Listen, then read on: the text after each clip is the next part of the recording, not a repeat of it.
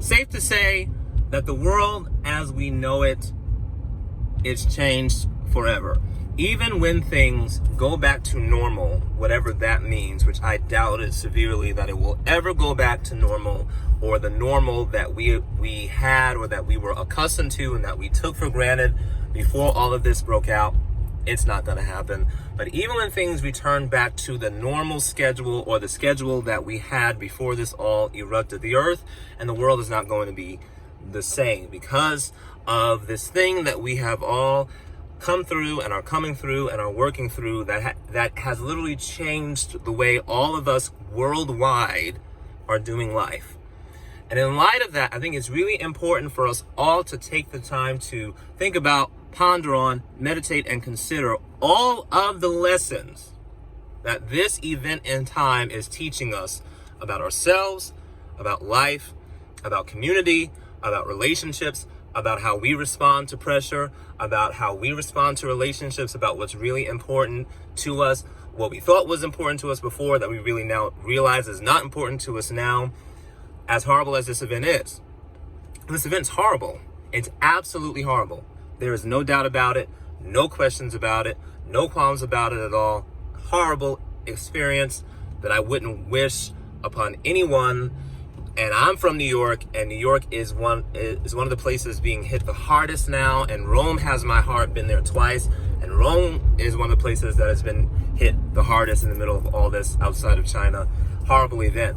But even in the midst of it, ladies, do not let this event come and go without you taking the time to reflect on the lessons that this event can show you, and since it came, is available for you to learn about yourself if you will pay attention to it. Let me tell you some of the things that this season and this whole event's teaching me about myself.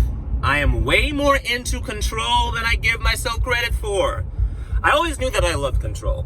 Always knew that I was a control freak-ish type person. But now I'm starting to realize how much of an emphasis and a premium I place on having to have control over every situation I face and come in contact with, to the point that I was annoying my own self, telling my sister over and over and over and over and over, did you clean the kitchen? Clean the kitchen. Did you clean the kitchen? Is the kitchen clean? And I realized one day I was doing it over and over and over again, and I was annoying my own self with asking her for the umpteenth time if the kitchen was clean. Why? Because it was the one thing I felt that I could control. So in light of and in replacement of the fact that there is no gym, which I'm not bitter about at all anyway, and in light of all the other things that I can control, that was one thing that I could control. And so I've learned that about myself. I've also learned that there is nothing like being angry enough about a situation to force you into doing what you need to do to change a situation. Sometimes you just need to be angry enough about something to get up and do something about the thing that's been bugging you and bothering you and annoying you. If you get angry enough, you will change. I've gotten into extremely high levels of pistosity of recent time. And you know what it's calling me to do? Get into radical action. There's a whole list of things that I'm learning about myself. There's a whole list of things I'm learning about the importance of being quiet. We had a couple of really cold days here in Tulsa, and I took advantage of those cold days one night, and I just made a decision that I'm going to get a nice hot cup of green tea with fresh ginger root in it and raw honey. I know you don't want all those details, but I'm going to give it to you anyway. I'm just going to take some time with some tea. I'm going to go, it's like around 8 o'clock, around 10 o'clock at night. I'm going to go out on the porch. My mom has a rocking chair out there. I'm just going to sit, and I'm going to sit in the silence, and I'm just going to be quiet. It was amazing to me what that did for my emotions. All the emotions that were coming up, that I didn't even know were there, that I didn't even know were present, that started rising up on the inside of me because I took the time to be quiet and be still. I am learning. I have had the most extraordinary, the most consistent encounters with angels and the angelic forces that I have had in a long time since God started moving me into spiritual things when I was 15 years old. I mean, angelic visitations and encounters on a almost regular, not regular, but almost regular basis, and a tangible palatable experience, tangible presence of Jesus like I can't even articulate and describe, as if he is literally standing right next to me, as if he is sitting right next to me on a daily basis. And juxtaposed to that, the most intense, extreme, horrific battles and mental attacks that are coming at the same time, which lets you know that it can be the best of time and the worst of times all at the same time.